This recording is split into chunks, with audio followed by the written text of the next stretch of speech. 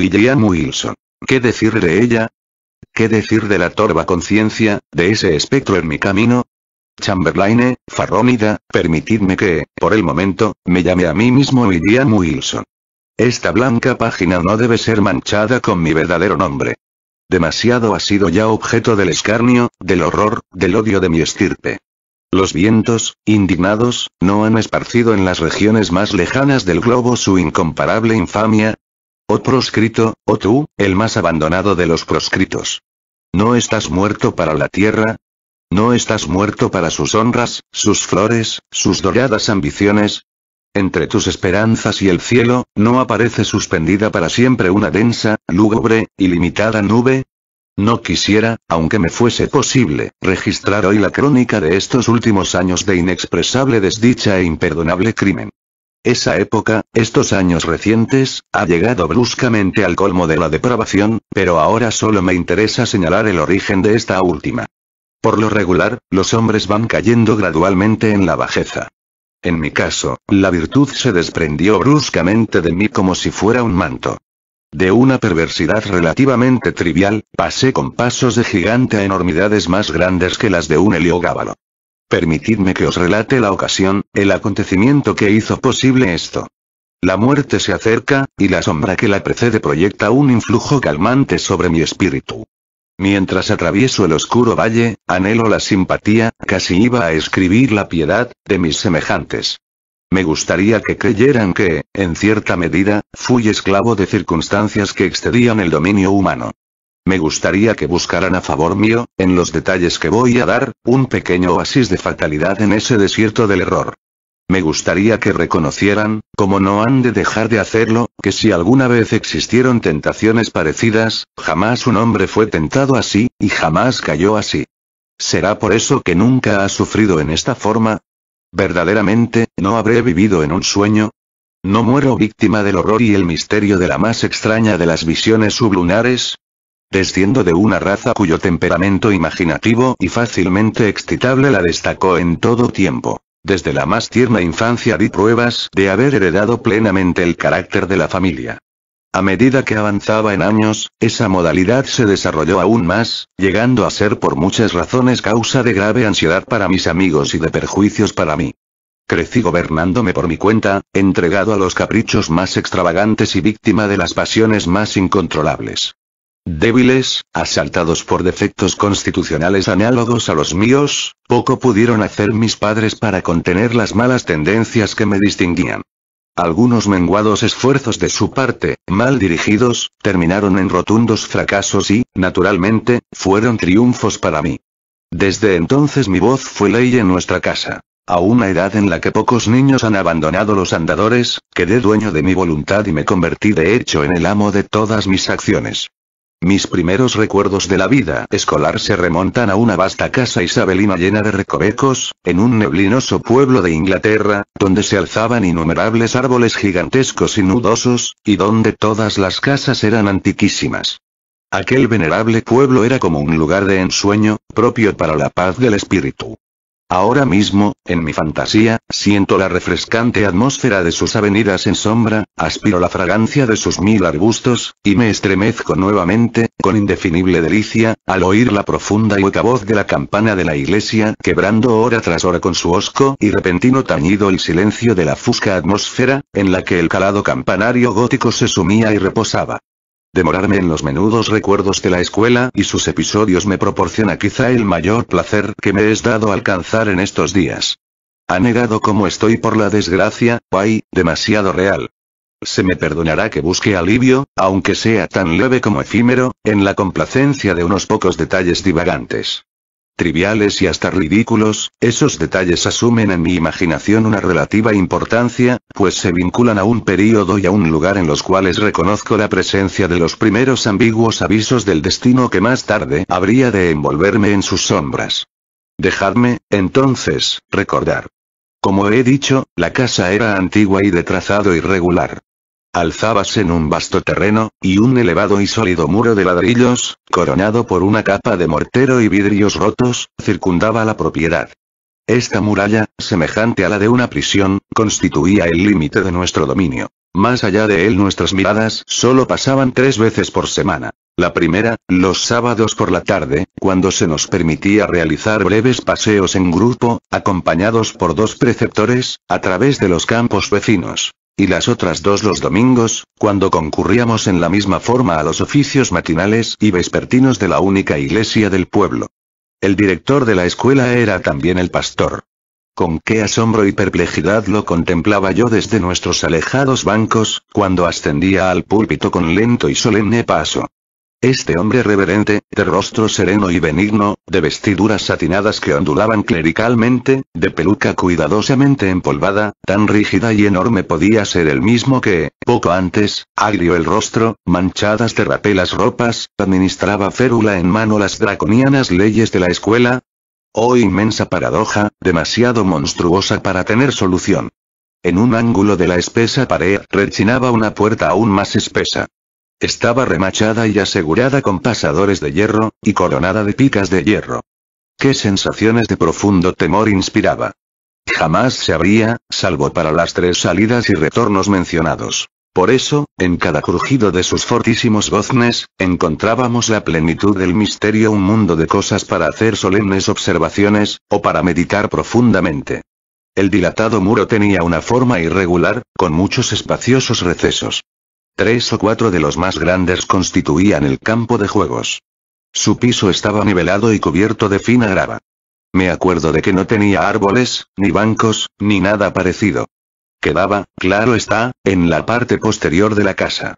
En el frente había un pequeño cantero, donde crecían el boj y otros arbustos. Pero a través de esta sagrada división solo pasábamos en raras ocasiones, tales como el día del ingreso a la escuela o el de la partida, o quizá cuando nuestros padres o un amigo venían a buscarnos y partíamos alegremente a casa para pasar las vacaciones de Navidad o de verano. Aquella casa. Qué extraño era aquel viejo edificio.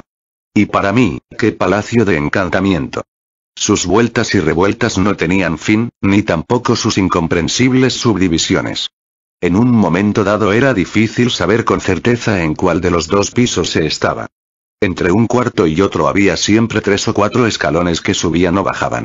Las salas laterales, además, eran innumerables, inconcebibles, y volvían sobre sí mismas de tal manera que nuestras ideas más precisas con respecto a aquella casa no diferían mucho de las que abrigábamos sobre el infinito.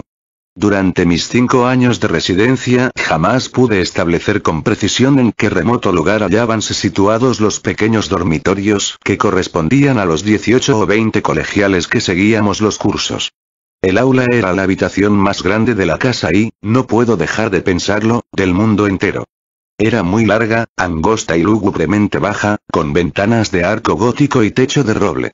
En un ángulo remoto, que nos inspiraba espanto, había una división cuadrada de unos 8 o 10 pies, donde se hallaba el santún destinado a las oraciones de nuestro director, el reverendo Dr. Bransby. Era una sólida estructura, de maciza puerta. Antes de abrirla en ausencia del domine hubiéramos preferido perecer voluntariamente por la peine forte dure. En otros ángulos había 2 recintos similares mucho menos reverenciados por cierto, pero que no dejaban de inspirarnos temor. Uno de ellos contenía la cátedra del preceptor clásico, y el otro la correspondiente a inglés y matemáticas. Dispersos en el salón, cruzándose y recruzándose en interminable irregularidad, veíanse innumerables bancos y pupitres, negros y viejos, carcomidos por el tiempo, cubiertos de libros harto ojeados, y tan llenos de cicatrices de iniciales, nombres completos, figuras grotescas y otros múltiples esfuerzos del cortaplumas, que habían llegado a perder lo poco que podía quedarles de su forma original en lejanos días. Un gran balde de agua aparecía en un extremo del salón, y en el otro había un reloj de formidables dimensiones. Encerrado por las macizas paredes de tan venerable academia, pasé sin tedio ni disgusto los años del tercer lustro de mi vida.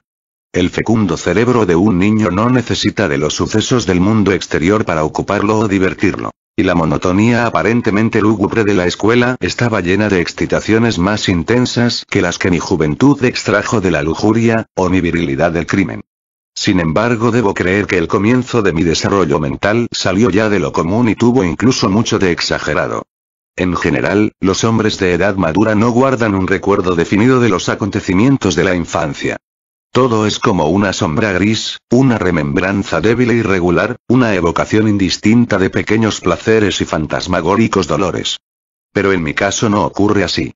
En la infancia debo de haber sentido con todas las energías de un hombre lo que ahora hallo estampado en mi memoria con imágenes tan vívidas, tan profundas y tan duraderas como los exergos de las medallas cartaginesas. Y sin embargo, desde un punto de vista mundano, qué poco había allí para recordar. Despertarse por la mañana, volver a la cama por la noche. Los estudios, las recitaciones, las vacaciones periódicas, los paseos. El campo de juegos, con sus querellas, sus pasatiempos, sus intrigas, todo eso, por obra de un hechizo mental totalmente olvidado más tarde, llegaba a contener un mundo de sensaciones, de apasionantes incidentes, un universo de variada emoción, lleno de las más apasionadas e incitantes excitaciones.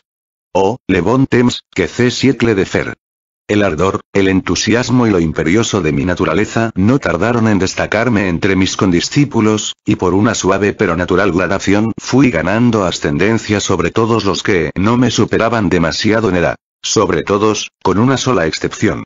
Se trataba de un alumno que, sin ser pariente mío, tenía mi mismo nombre y apellido. Circunstancia poco notable, ya que, a pesar de mi ascendencia noble, mi apellido era uno de esos que, desde tiempos inmemoriales, parecen ser propiedad común de la multitud. En este relato me he designado a mí mismo como William Wilson, nombre ficticio, pero no muy distinto del verdadero. Solo mi tocayo, entre los que formaban, según la fraseología escolar, nuestro grupo, osaba competir conmigo en los estudios, en los deportes y querellas del recreo, rehusando creer ciegamente mis afirmaciones y someterse a mi voluntad. En una palabra, pretendía oponerse a mi arbitrario dominio en todos los sentidos. Y si existe en la tierra un supremo e ilimitado despotismo, ese es el que ejerce un muchacho extraordinario sobre los espíritus de sus compañeros menos dotados. La rebelión de Wilson constituía para mí una fuente de continuo embarazo. Máxime cuando, a pesar de las bravatas que lanzaba en público acerca de él y de sus pretensiones, sentía que en el fondo le tenía miedo, y no podía dejar de pensar en la igualdad que tan fácilmente mantenía con respecto a mí, y que era prueba de su verdadera superioridad, ya que no ser superado me costaba una lucha perpetua. Empero, esta superioridad, incluso esta igualdad, solo yo la reconocía. Nuestros camaradas, por una inexplicable ceguera, no parecían sospecharla siquiera. La verdad es que su competencia, su oposición y, sobre todo, su impertinente y obstinada interferencia en mis propósitos eran tan hirientes como poco visibles. Wilson parecía tan exento de la ambición que espolea como de la apasionada energía que me permitía brillar. Se hubiera dicho que en su rivalidad había solo el caprichoso deseo de contradecirme, asombrarme y mortificarme. Aunque a veces yo no dejaba de observar, con una mezcla de asombro, humillación y resentimiento, que mi rival mezclaba en sus ofensas, sus insultos o sus oposiciones cierta inapropiada e intempestiva afectuosidad. Solo alcanzaba a explicarme semejante conducta como el producto de una consumada suficiencia, que adoptaba el tono vulgar del patronazgo y la protección. Quizá fuera este último rasgo en la conducta de Wilson, conjuntamente con la identidad de nuestros nombres y la mera coincidencia de haber ingresado en la escuela el mismo día, lo que dio origen a la convicción de que éramos hermanos, cosa que creían todos los alumnos de las clases superiores. Estos últimos no suelen informarse en detalle de las cuestiones concernientes a los alumnos menores. Ya he dicho, o debí decir, que Wilson no estaba emparentado ni en el grado más remoto con mi familia. Pero la verdad es que, de haber sido hermanos, hubiésemos sido gemelos, ya que después de salir de la academia del Dr. Bransby supe por casualidad que mi tocayo había nacido el 19 de enero de 1813, y la coincidencia es bien notable, pues se trata precisamente del día de mi nacimiento. Podrá parecer extraño que, a pesar de la continua inquietud que me ocasionaba la rivalidad de Wilson, y su intolerable espíritu de contradicción, me resultara imposible odiarlo. Es cierto que casi diariamente teníamos una querella, al fin de la cual, mientras me cedía públicamente la palma de la victoria, Wilson se las arreglaba de alguna manera para darme a entender que era él quien la había merecido. Pero, no obstante eso, mi orgullo y una gran dignidad de su parte nos mantenía en lo que se da en llamar buenas relaciones, a la vez que diversas coincidencias en nuestros caracteres actuaban para despertar en mí un sentimiento que quizá solo nuestra posición impedía convertir en amistad. Me es muy difícil definir, e incluso describir, mis verdaderos sentimientos hacia Wilson. Constituían una mezcla heterogénea y abigarrada. Algo de petulante animosidad que no llegaba al odio, algo de estima, aún más de respeto, mucho miedo y un mundo de inquieta curiosidad. Casi resulta superfluo agregar, para el moralista, que Wilson y yo éramos compañeros inseparables. No hay duda que lo anómalo de esta relación encaminaba todos mis ataques, que eran muchos, francos o encubiertos, por las vías de la burla o de la broma pesada, que lastiman bajo la apariencia de una diversión, en vez de convertirlos en franca y abierta hostilidad. Pero mis esfuerzos en ese sentido no siempre resultaban fructuosos, por más hábilmente que maquinara mis planes, ya que mi tocayo tenía en su carácter mucho de esa modesta y tranquila austeridad que, mientras goza de lo afilado de sus propias bromas, no ofrece ningún talón de Aquiles y rechaza toda tentativa de que alguien ría a costa suya. Solo pude encontrarle un punto vulnerable que, proveniente de una peculiaridad de su persona y originado acaso en una enfermedad constitucional, hubiera sido relegado por cualquier otro antagonista menos exasperado que yo. Mi rival tenía un defecto en los órganos vocales que le impedía alzar la voz más allá de un susurro apenas perceptible.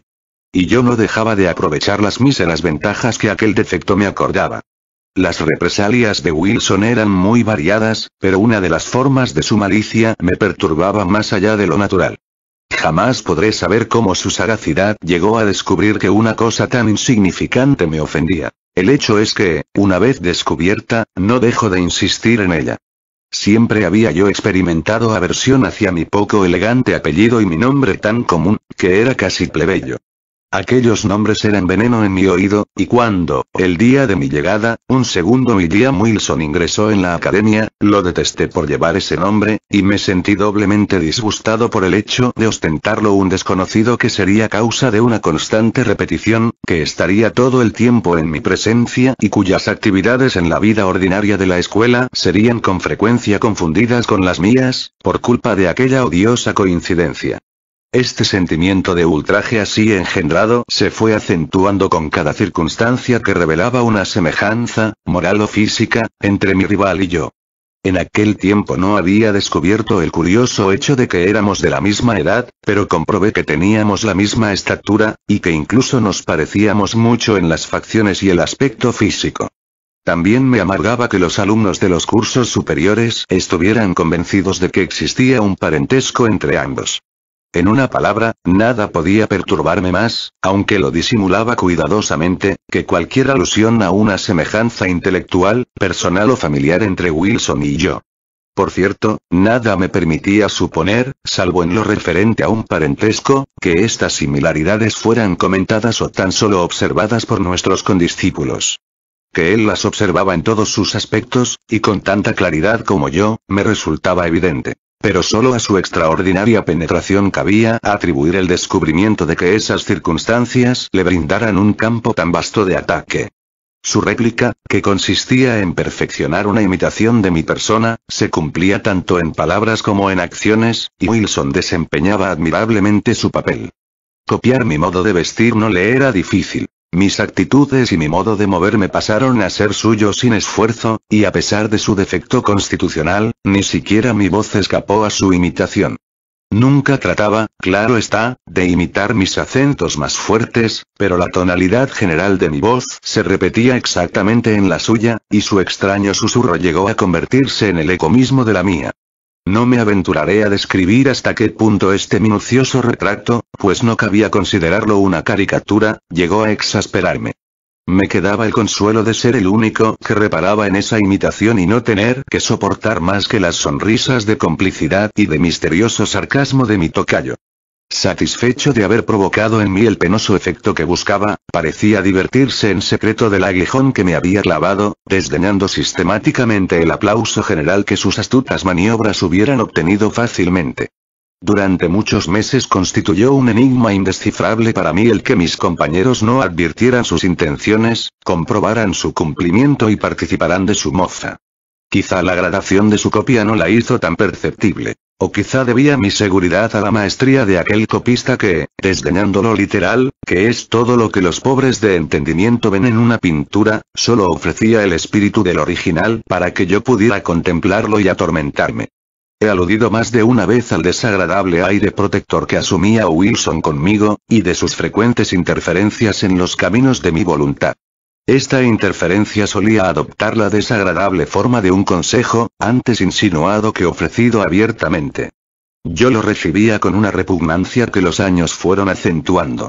Y, sin embargo, en este día ya tan lejano de aquellos, séame dado declarar con toda justicia que no recuerdo ocasión alguna en que las sugestiones de mi rival me incitaran a los errores tan frecuentes en esa edad inexperta e inmadura. Por lo menos su sentido moral, si no su talento y su sensatez, era mucho más agudo que el mío. Y yo habría llegado a ser un hombre mejor y más feliz si hubiera rechazado con menos frecuencia aquellos consejos encerrados en susurros, y que en aquel entonces odiaba y despreciaba amargamente.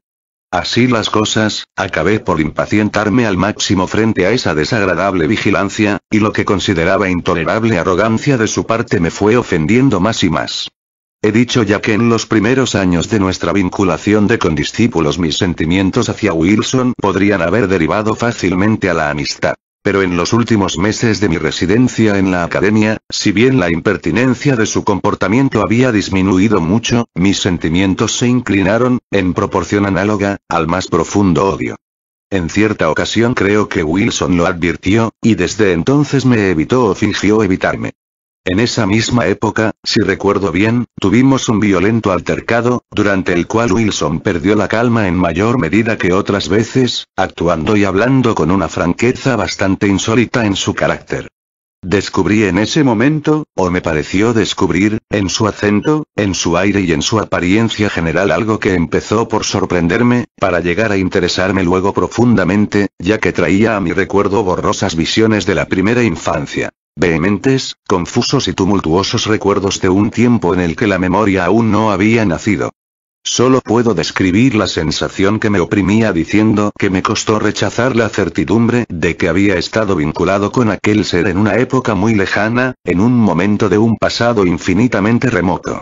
La ilusión, sin embargo, desvanecióse con la misma rapidez con que había surgido, y si la menciono es para precisar el día en que hablé por última vez en el colegio con mi extraño tocayo.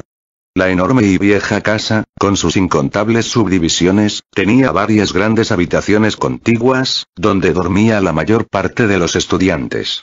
Como era natural en un edificio tan torpemente concebido, había además cantidad de recintos menores que constituían las obras de la estructura y que el ingenio económico del Dr. Bransby había habilitado como dormitorios, aunque dado su tamaño solo podían contener a un ocupante. Wilson poseía uno de esos pequeños cuartos. Una noche, hacia el final de mi quinto año de estudios en la escuela, e inmediatamente después del altercado a que he aludido, me levanté cuando todos se hubieron dormido y, tomando una lámpara, me aventuré por infinitos pasadizos angostos en dirección al dormitorio de mi rival. Durante largo tiempo había estado planeando una de esas perversas bromas pesadas con las cuales fracasara hasta entonces. Me sentía dispuesto a llevarla de inmediato a la práctica, para que mi rival pudiera darse buena cuenta de toda mi malicia.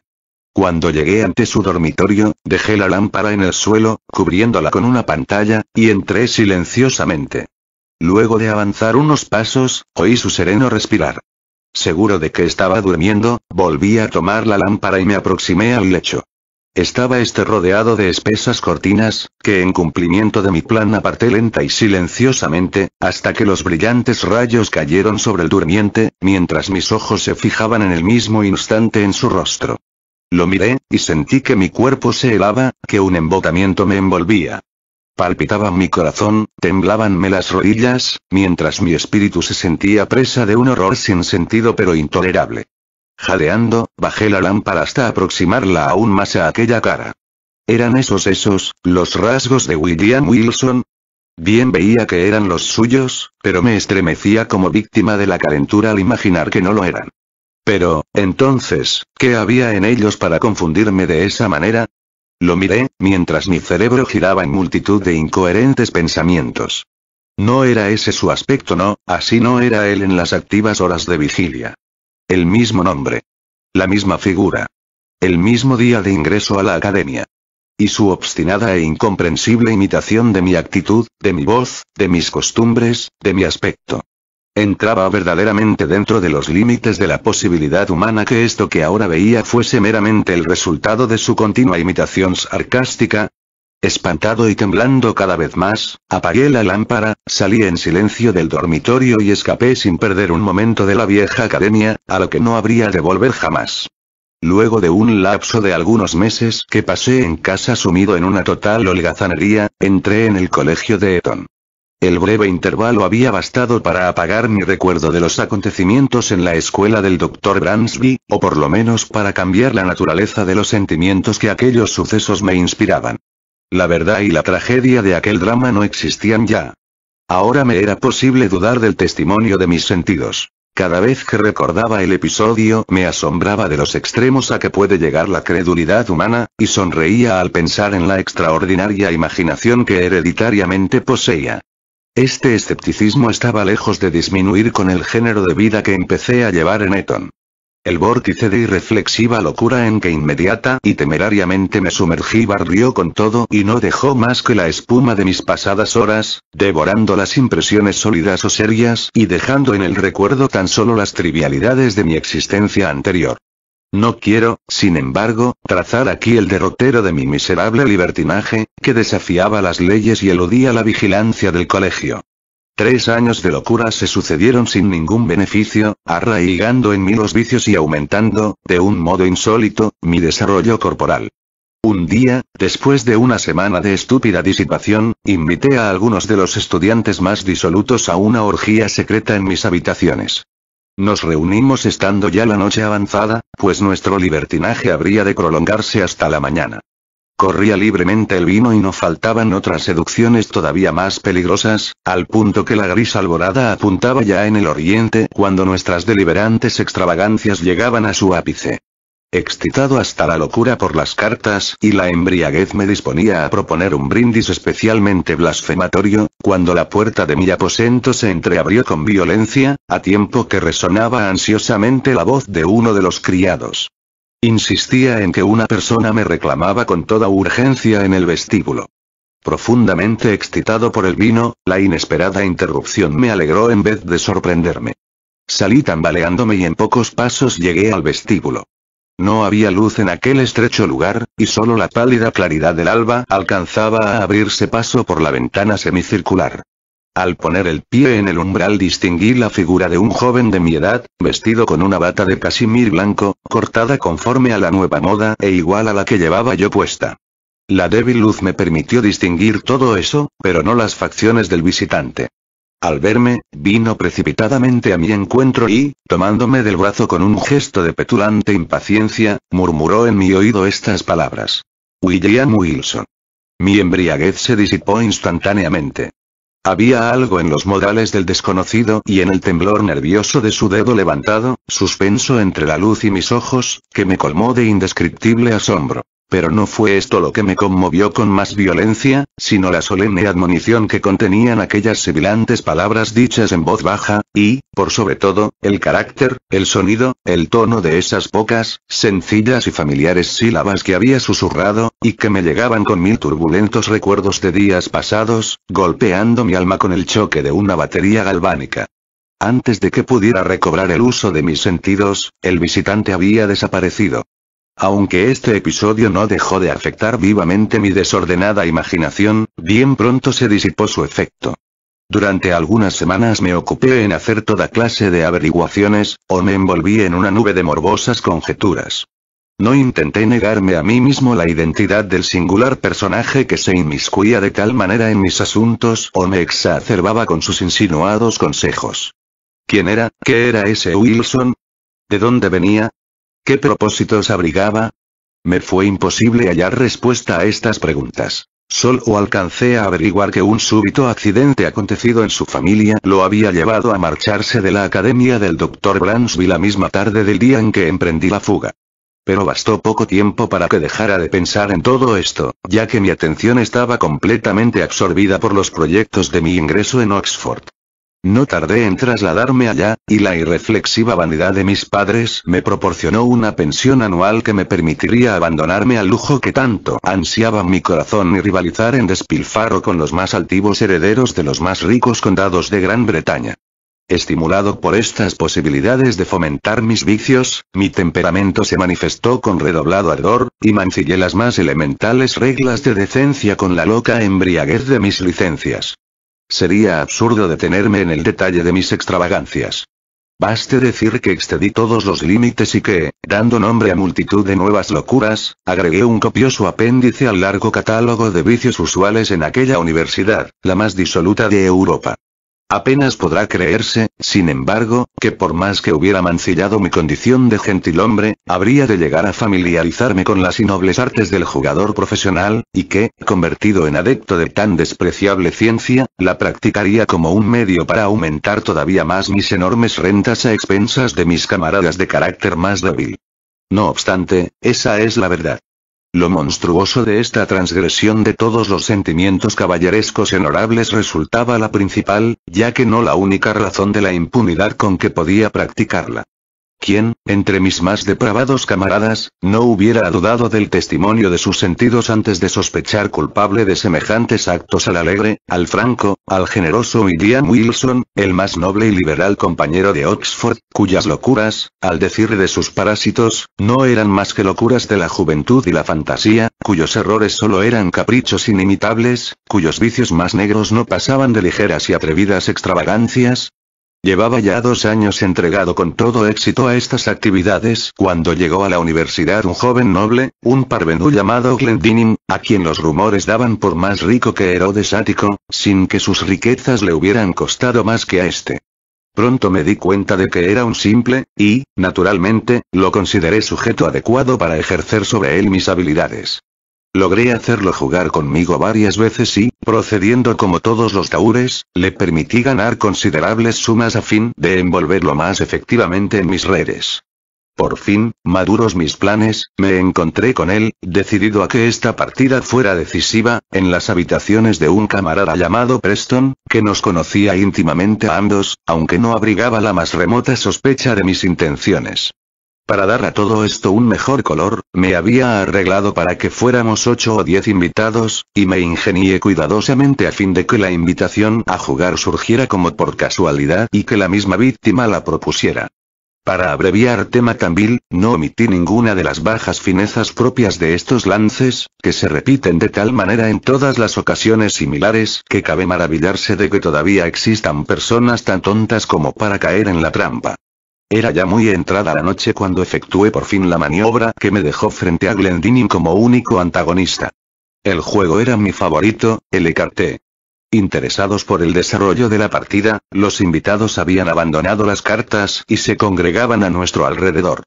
El parvenú, a quien había inducido con anterioridad a beber abundantemente, cortaba las cartas, barajaba o jugaba con una nerviosidad que su embriaguez solo podía explicar en parte. Muy pronto se convirtió en deudor de una importante suma, y entonces, luego de beber un gran trago de oporto, hizo lo que yo esperaba fríamente. Me propuso doblar las apuestas, que eran ya extravagantemente elevadas.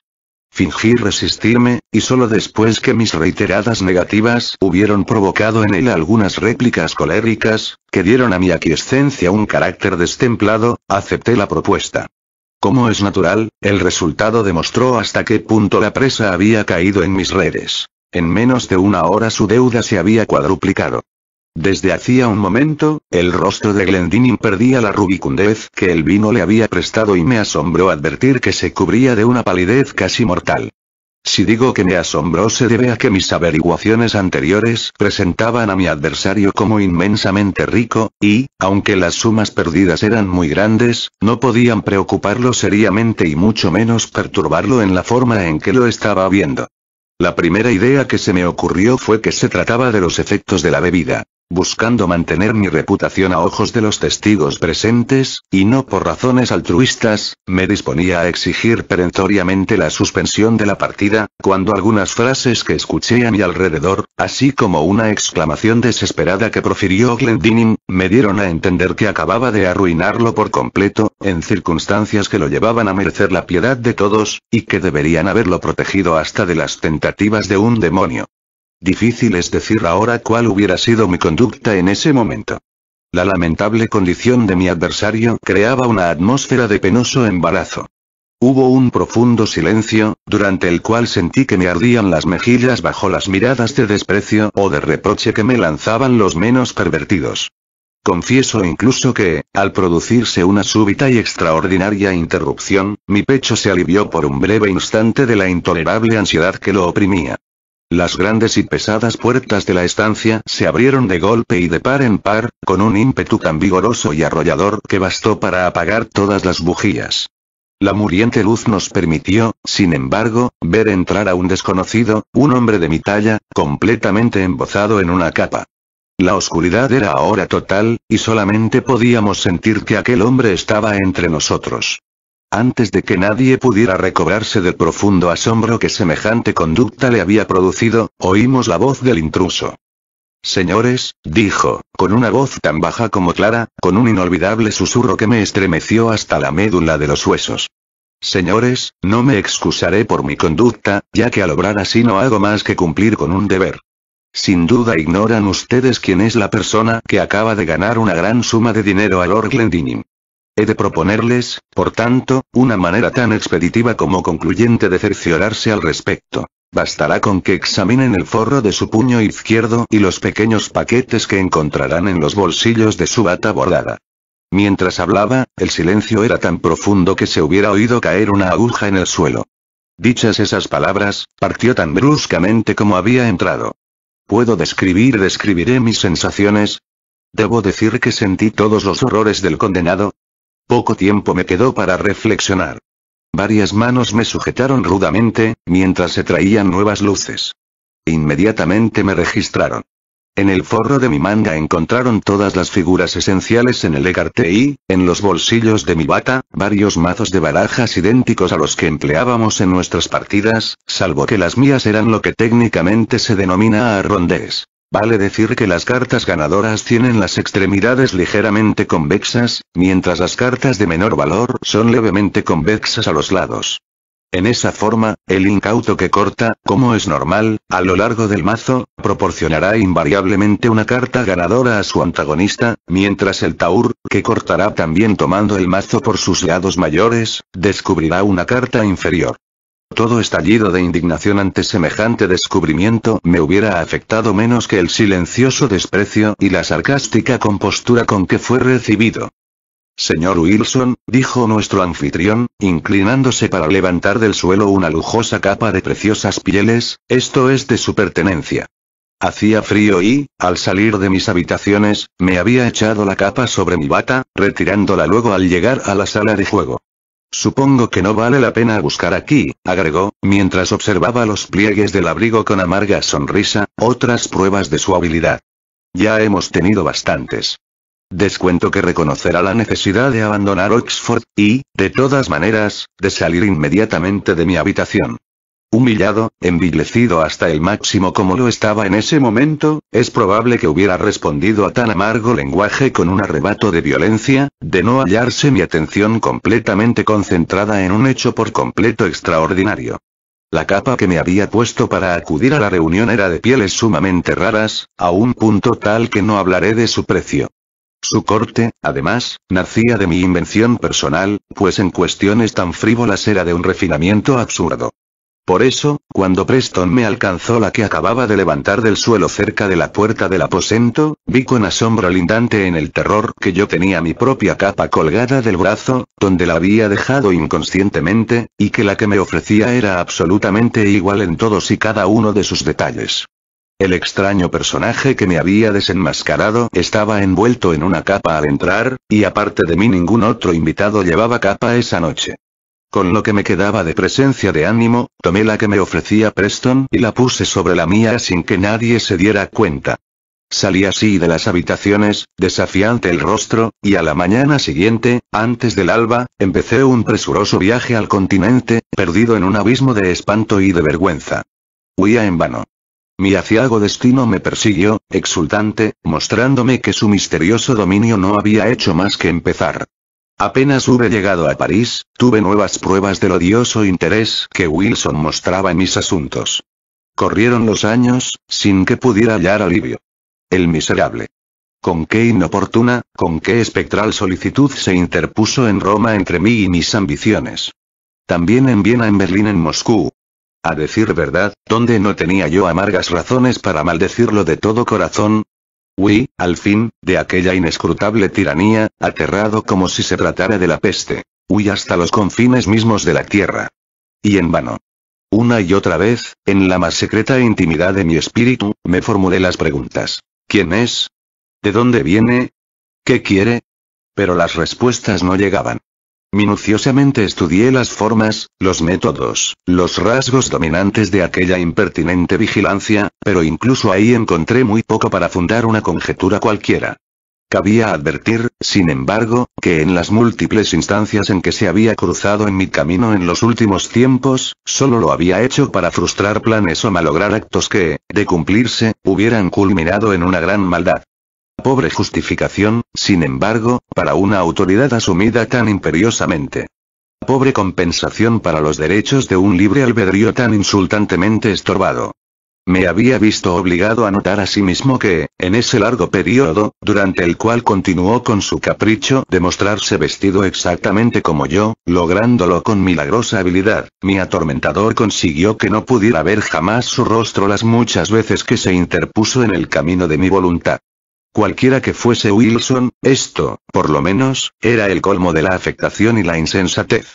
¿Cómo podía haber supuesto por un instante que en mi amonestador de Eton, en el desenmascarador de Oxford, en aquel que malogró mi ambición en Roma, mi venganza en París, mi apasionado amor en Nápoles, o lo que falsamente llamaba mi avaricia en Egipto, que en él, mi archienemigo y genio maligno, dejaría yo de reconocer al William Wilson de mis días escolares, al tocayo, al compañero, al rival, al odiado y temido rival de la escuela del Dr. Bransby?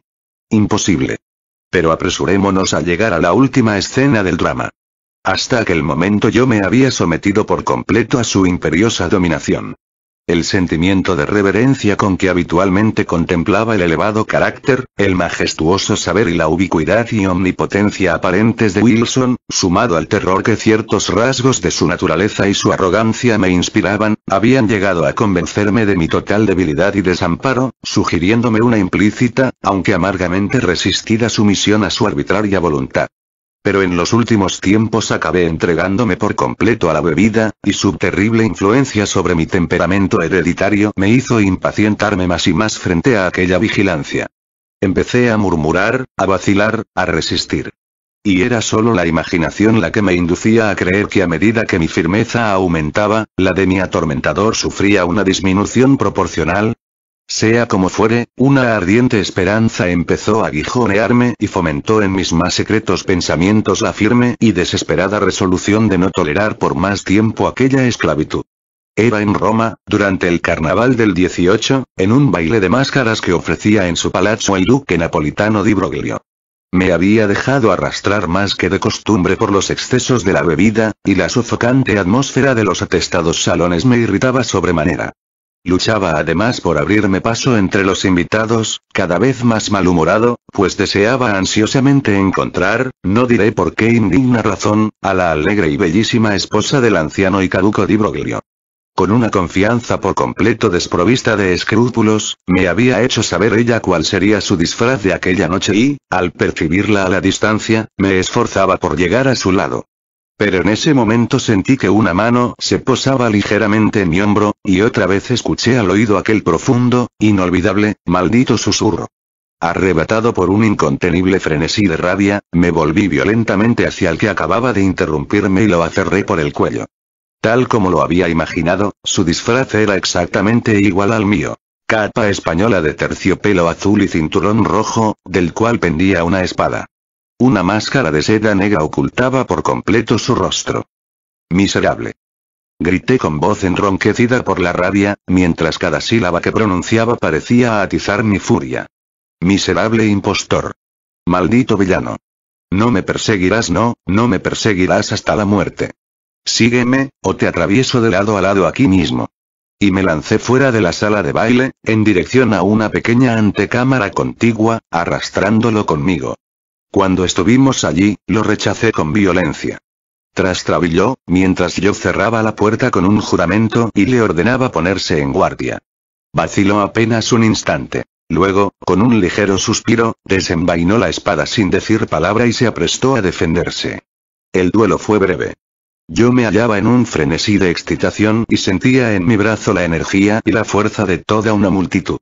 En pocos segundos lo fui llevando arrolladoramente hasta acorralarlo contra una pared, y allí, teniéndolo a mi merced, le hundí varias veces la espada en el pecho con brutal ferocidad. En aquel momento alguien movió el pestillo de la puerta. Me apresuré a evitar una intrusión, volviendo inmediatamente hacia mi moribundo antagonista. Pero ¿qué lenguaje humano puede pintar esa estupefacción, ese horror que se posesionaron de mí frente al espectáculo que me esperaba? El breve instante en que había apartado mis ojos parecía haber bastado para producir un cambio material en la disposición de aquel ángulo del aposento. Donde antes no había nada, alzábase ahora un gran espejo, o por lo menos me pareció así en mi confusión. Y cuando avanzaba hacia él, en el colmo del espanto, mi propia imagen, pero cubierta de sangre y pálido el rostro, vino a mi encuentro tambaleándose.